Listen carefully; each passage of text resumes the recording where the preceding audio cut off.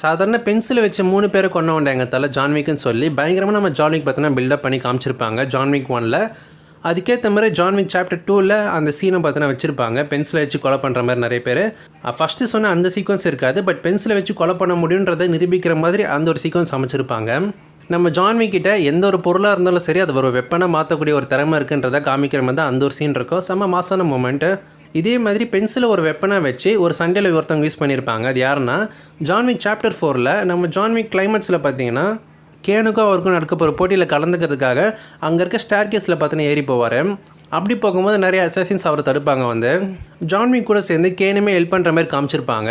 Can அவர் கையில் வச்சுருக்க கன்னுமே சரி கத்தியை வச்சு சண்டை போட்டுட்ருப்பார். பட் ஆப்போசிட்டில் இருக்காங்க அதை டிஃபெண்ட் பண்ணிவிடுவாங்க. இப்போ கேன் கிட்ட எந்த ஒரு வெப்பனுமே இல்லாத சமயத்தில் அவர் கோட்டில் வச்சுருக்க ஒரு பென்சிலை பற்றின எடுப்பார். பென்சிலை வச்சு ஆப்போசிட்டில் வர அந்த அசஸினோட கையை பற்றின குத்திடுவார். அவரை கொண்டு இருக்க மாட்டார், பட் டிஃபெண்ட் பண்ணுறதுக்காக அந்த ஒரு பென்சிலை வெப்பனாக மாற்றி அவனோட கையில் பார்த்தினா ஓட்ட போகிற அளவுக்கு பென்சிலை வச்சு குத்திருப்பார். ஸோ சாதாரண ஒரு பென்சிலை ஒரு வெப்பனை மாற்ற முடியுன்றதை கேனுமே அந்த இடத்துல நிரூபிச்சிருப்பார்.